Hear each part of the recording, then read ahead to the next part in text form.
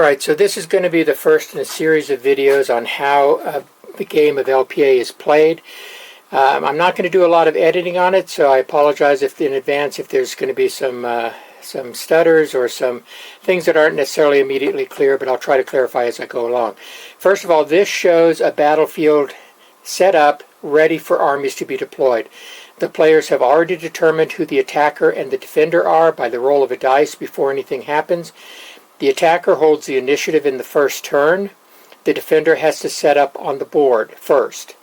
Now, the battlefield is divided up into sections. First of all, you see over here, there's yarn marking the right and the left side of the battlefield, 6 inches from the edge.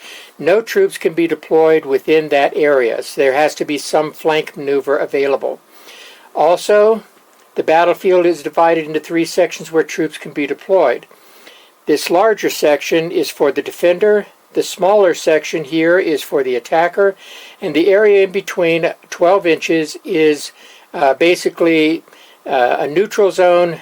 Nobody can see each other until troops move into there. There's going to be deployment counters on the board. And the rules for setting this up are shown in the rule book. Basically, whatever your battlefield depth is, you subtract 12 inches from that, divide the remainder into thirds. 1/3 goes to the attacker, 1/3 goes to the defender. So I'm going to go ahead and stop it here, and then we will move on to showing how the armies once they're deployed. Alright, so the defender sets up first, and he can set up anywhere behind that first crossways piece of yarn. In this case, it's an 18-inch area. He can't deploy, as I said, on the flanks, in that 6-inch area on each flank. But you will notice that there's a little red square in each back corner. Those back squares represent off-board forces, either flank marches or reserves or both. You're allowed to have 1 flank march and 1 reserve, but you don't have to have any. The defender has deployed using his deployment counters. Some of those counters represent real units, some of them represent dummies. The other opposing player has to spot the units and reveal the units before he'll be able to know what's actually on the board. The use of the deployment counters is critical to the fog of war. If you deploy all of your deployment counters on the board with all of your dummy counters, you can conceal where your troops are a little bit, show that you've got additional forces in one area where you're really fairly weak, and vice versa.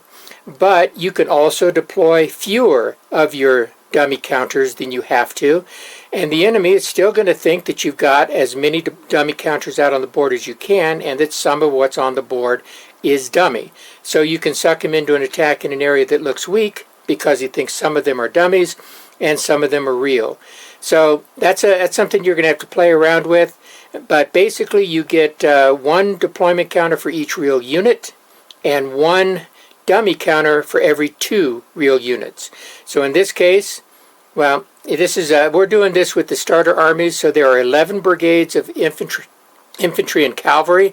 That gives you 6 dummy counters, and there are 4 batteries of artillery available, so that gives you 2 dummy counters. So now the attacking player has been able to see this, and he's going to set up his troops in response. Back in a sec. Alright, so here we see the French player. He's deployed his deployment counters on the board in response to what he sees opposite him. He sees that there's quite a few counters in the flank march and reserve boxes on the other side. He doesn't know if they're real or not, but he has to take some precautions against them, so he has assigned some of his deployment counters, whether they are real troops or dummies, the other player doesn't know, to his flank march and reserve. And you can see he's set up his forces within his deployment area. He's got some dummy counters maybe mixed in with that, some real counters. Again, you don't know for sure until you actually start to reveal these.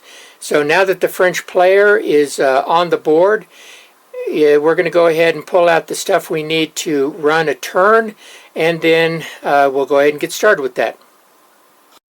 Alright, so once you're ready to start the game or start play, you're going to need 3 things on every turn. You're going to need rulers or tape measures, so you can measure movement. You're going to need command markers, and in this case we have Prussian command markers at the top, French command markers in the center, and we have some free move markers for units that are allowed to move without the use of a command marker. And as casualties are taken, you're going to need casualty caps, in this case green, yellow, and red caps. All of this is provided in the basic game. Okay, the first step of each turn is to determine the number of command points each army has to use during the turn. Command points are generated through three sources. The first is the number of brigades you have on the board that are still in good condition. They can be green or shaken morale status, but they cannot be broken, and they can, of course, been destroyed and not taken off the board. You get a number of command points based on the number of units you have available divided by your nationality. So for the French player, it's 1 for every 3 units on the board. For the Prussians, it's going to be 1 for every 4. And it's different for each nationality. French and British get 1 for 3, Prussians and Austrians 1 for 4, and the Spanish and the Russians get 1 for 5. So that's going to be the first place you get it. The second place you can get or lose command points is based on the quality of your general. Each army has a 50% chance of getting an average general. That won't add or subtract from command points. The French player has a better chance of getting a superior commander and a slightly lower chance of getting an inferior commander. Everybody else has a lower chance of getting a superior general and a higher chance of getting inferior, except of course for the Spanish, who can never get a superior general and have a 50-50 chance of the general being either inferior or average. Average is the best that a Spanish player can do. So in this case, on the first turn of the game, a lot of units are going to be able to be moved for free. Any unit that's within command range of the general and that is not engaged by the enemy can be moved for free. In this case, nobody is engaged because we're 12 inches apart. So for the French player, he can only count the units he has on the board. So he doesn't have to announce how many he really has. Knowing that he has units that can be moved for free, he's going to announce that he has 2 command points for units on the board. So he puts 2 up there. Now he's going to roll for the quality of his general. He rolls a 10-sided die. He gets a result of 4. And for the French, that's an average commander, so he doesn't get any additional command points, but he also doesn't lose any. And then he's going to roll a 10-sided die and divide the result by half, rounding down, to get 2 additional command points on a roll of 4. If he had rolled a 1, that would round down to 0. So on the random die roll, you can get anything from 0 to 5 command points. As an option, if you want a more challenging game, you can replace the D5, half of a D10 roll, with a D3, which is half of a D6 roll, which means in that case you'd get from 0 to 3 command points extra. So he's got his command points. We know he's an average general. The next thing he's going to have to do is he's going to have to put his general on the board. Now, where he places his general is going to impact who can be moved for free. If he places him just center mass, he'll be able to move quite a few, but maybe not everybody. He's got a 9-inch command radius as an average general. But he's going to go ahead and go center mass. So he puts his commander on the board. At this point, he would also put any lieutenants that he wants to deploy to command groups of units on the board at the same time.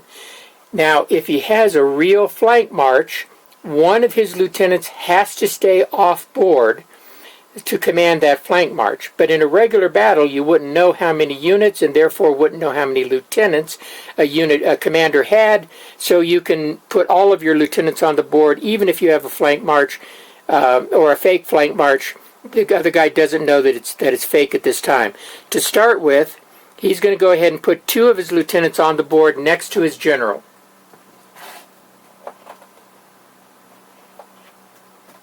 Now remember that lieutenants are not division or corps commanders. What they do is they represent command assets that allow you to command groups of units, coordinate groups of units. Now for the Prussian, he's going to do the same thing for his command points. He starts out announcing that he's got a base of 2. Now he might want to announce a higher number if he wants, because some of his units are going to be engaged or could be engaged after the French player makes his first move. But he's going to stick with a base of 2. He rolls for his general. A 7 gives him an average general also, so no add or subtract. So he's got 2, and then he rolls for his random, and he gets 2 additional. So the Prussian player is going to have 4 command points. So we'll go ahead and put those on the board. 4 command points. So after command points have been determined, the next step is to determine the initiative. Who holds the initiative during the turn? Now, in the first turn of the game, that's already been determined by the roll of a dice determining an attacker and defender. Whoever won that first die roll gets to choose to be the attacker or the defender. If you choose to be the attacker, you set up in the smaller area, but you get to see your opponent deploy, and you hold the initiative on the first turn. If you choose to defend, you get a larger area to occupy, more chance of occupying good defensible terrain, but you ceded the initiative to the opposing player. So in this case, the French player has the initiative. Now when you have the initiative, that means you can choose to move first or second in the turn, and that doesn't affect the fact that you have the initiative. Next turn, you're still going to get a bonus, and we'll get into that in the next turn. You're going to get a bonus for having the initiative in the previous turn on your die roll for who wins the initiative. So in this case, the French player holds the initiative, and he's decided that he is going to move first. So this starts the first player tactical phase. The first thing that the moving player is going to do is attach and detach any leaders. So this is where he would send those lieutenants out to command individual units. Now, to command divisions. So he's got 2 lieutenants on the board. He can move those lieutenants 12 inches. So he's going to move 1 lieutenant over to command this group, and he's going to move the other lieutenant over to command this group. So once you've attached your lieutenants, the next thing you're going to do is issue command points. Now the first thing you should do is determine who can be moved for free. A unit can be moved for free if it's not engaged by the enemy and is within the command radius of the general. Now the general has a command radius of 9 inches in any direction. So 9 inches means everybody to his left is going to be in command range except for these 2 units here. And to his right, everybody's in command range except for these 2 units here. So basically, everybody could be moved for free except for these guys here. Now, rather than mark all these individual units, since everybody's free, I can simply say, okay, all these guys are free. I don't have to worry about marking them. Once units get closer together, then you do actually have to start marking free moves. So now you're going to issue command points. Command points are issued to units that you want to move either to lieutenants who are commanding a division of 3 units or to individual units. So this lieutenant commanding this group here, he's in command. He is going to control these 3 brigades right here, the attached battery. This guy is actually out of command range, so I'm going to issue the lieutenant a command point so that he can control that unit as well. I'm also going to issue a command point to this separate artillery battery so that it can move. On this side, these 2 units could not be moved for free, so I'm going to issue 1 command point to the lieutenant who's going to control these 3, and another command point to this brigade back here, which is not part of the division, with the attached battery, so now it can be moved separately. So that is all 4 command points that the French player has. Now, once the French player has issued all of his command points, he can start rolling for each of his units. You roll for units on the command response table, and so once you have issued your command points, the next step is going to be rolling against the command response table. Having a unit that can be moved for free or a unit that has a command point to it does not mean you're going to have absolute control over the unit. You've got to roll a 10-sided die and compare the response against the command response table. It gives you 4 possible responses, everything from a timid response to an aggressive response. There are modifiers to the die roll for whether your unit is engaged, whether it's in column or skirmish formation, whether it has an attached leader, also if it's elite or light infantry, and whether the unit's conscript infantry or cavalry. There's also a negative modifier for the conscript infantry or cavalry and if a unit is shaken. So we're going to start doing that. You have to choose one of your units to move first. Units that have command points must be moved before units that are free moves. So we're going to start over here with this commander. He has a lieutenant attached who is controlling these 3 brigades, which are shown as cavalry. Cavalry get a 5-inch move per action. So we're going to roll a d10. We roll a 4. We know they're unengaged. That makes it a 6. They're automatically assumed to be in column formation when on their first move. That makes them an 8. So that gives them 2 actions. It's called a capable response. 6 through 9, capable response, 2 actions. And if a charge had been declared, you could execute the charge. Now in this case, no charges are declared, so we're just going to go ahead and make the move. So it's a 10-inch maximum movement. So basically I choose one of the units. I've got to avoid the town. Now I'm going to wheel to get around the town. So I'm going to go ahead and move 10 inches, 10 inches, which is going to put me right about here. So I move the first unit over. And then the other 3 move with them. Now when you roll for a division, it's possible that you could have separate modifiers for the different units inside. For instance, if one of those units was heavy and one of them was light cavalry, the light cavalry would get a modifier that the heavy cavalry didn't get. So it could move different than the rest of the division, but usually you're going to want your divisions to move together. Once the division is moved, the leader moves with him. You remove the command point. Now I'm going to roll for this independent brigade and attach battery. Same thing. It's got an 8, unengaged 9, 10, so I know it's going to be at least 3 actions. So in this case, I'm going to move this guy. He can move up to 15 inches. But I'm going to keep him pretty much with the rest of the division up here. So I remove the command point. The next unit I'm going to go through is going to be this lieutenant up here. Now, I've got fields in front of me, and fields affect movement. So I'm going to declare to my opponent that these are skirmish light infantry units, and I'm going to be able to move through those fields for free. Oh, but I rolled a 1. 2, 3 for being unengaged. I'm sorry. First turn of the game, they're always assumed to be in column formation. So 2, 3 for unengaged. Column formation is 4, 5, and they are light infantry, and that makes it a 6. So I get 2 actions. So the first action will be to deploy into skirmish line and then move 3 inches forward. Infantry move 3 inches per action. So 3 inches forward, we'll put these up here. Now there is an attached battery there, and normally that would slow the unit down, so since I didn't slow it down, I can reveal that that was a dummy half battery. Okay, the lieutenant moves with them. Doesn't matter where the lieutenant is at, so long as he's within command range, which is 3 inches of the units he's controlled. Now I'm going to roll for this battery separately.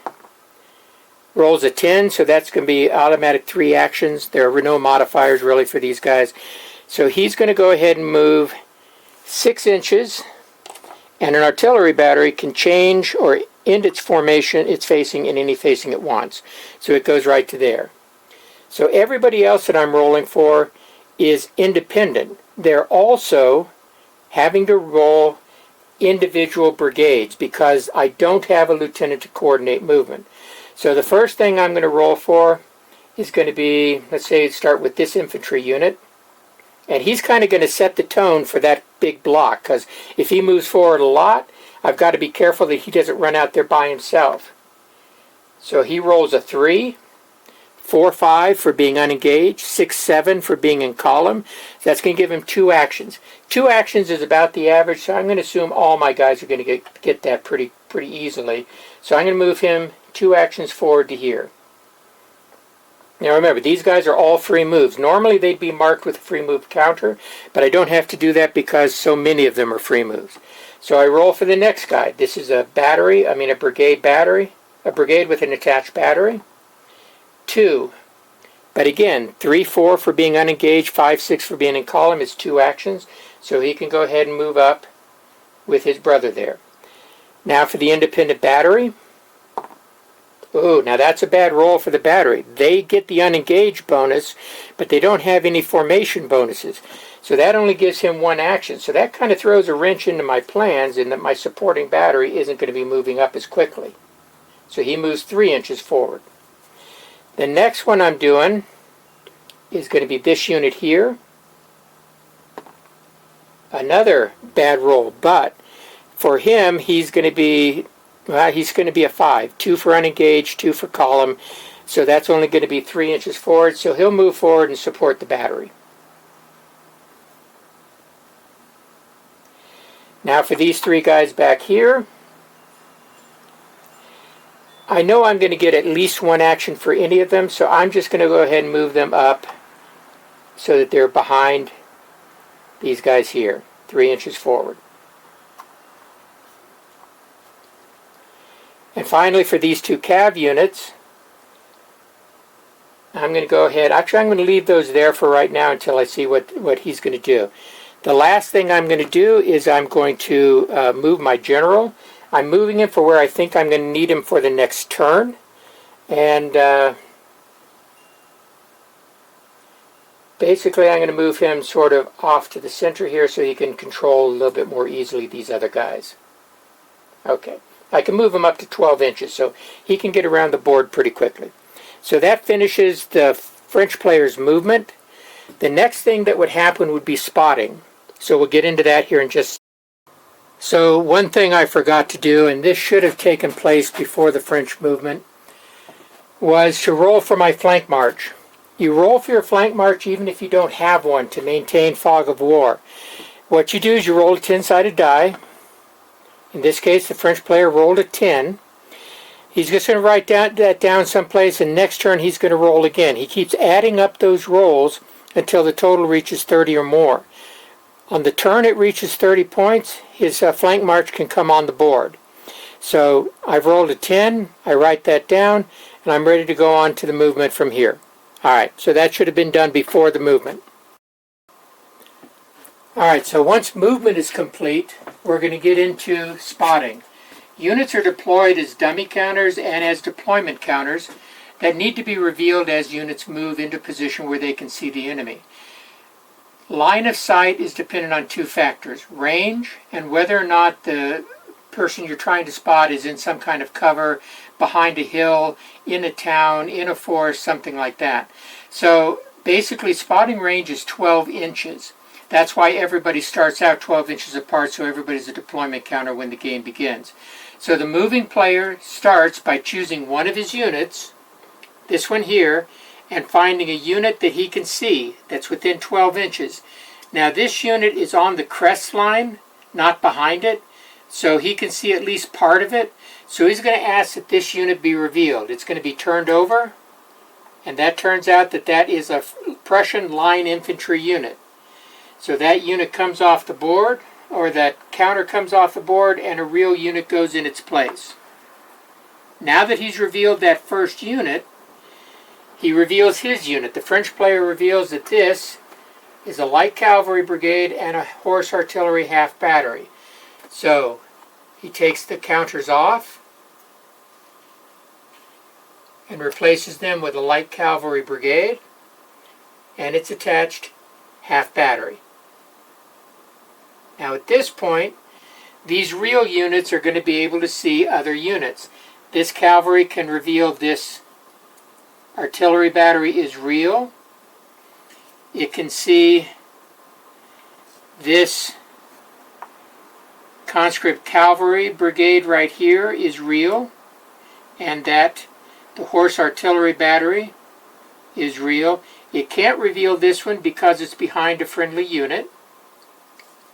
So we're going to put the conscript cavalry brigade in here. And we're going to put the horse artillery half battery.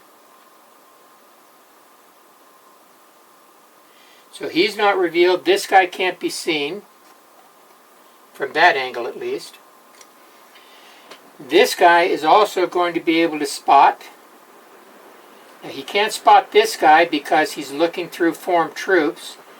He can spot this one, but not this one because, again, formed troops. So this one would be revealed, showing that it is a heavy cavalry unit.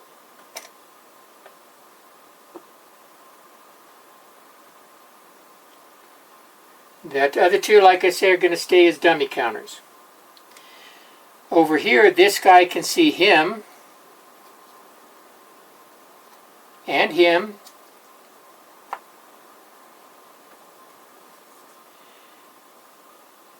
and even this artillery battery.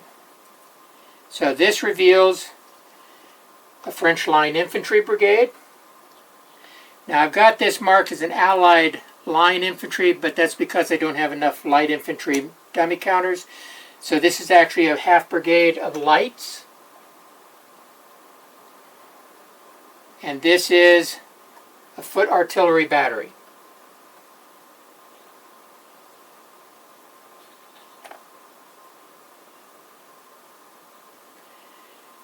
Alright, now this is kind of a domino effect. It starts with one guy and then it goes from there. Oh, and this is a light artillery battery here for the Prussians.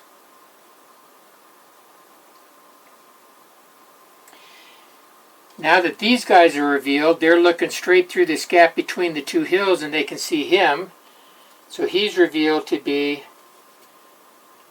an elite infantry brigade.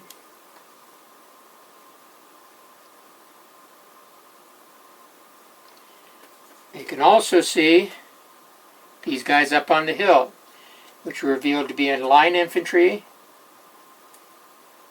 and a heavy artillery battery. So we put the heavy battery up here and the line infantry brigade up here.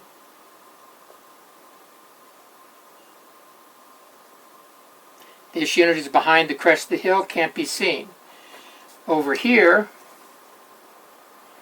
these guys are out of range. He's hidden by the woods. He's too far away, so none of these guys are revealed. None of these guys are revealed because the woods are in the way.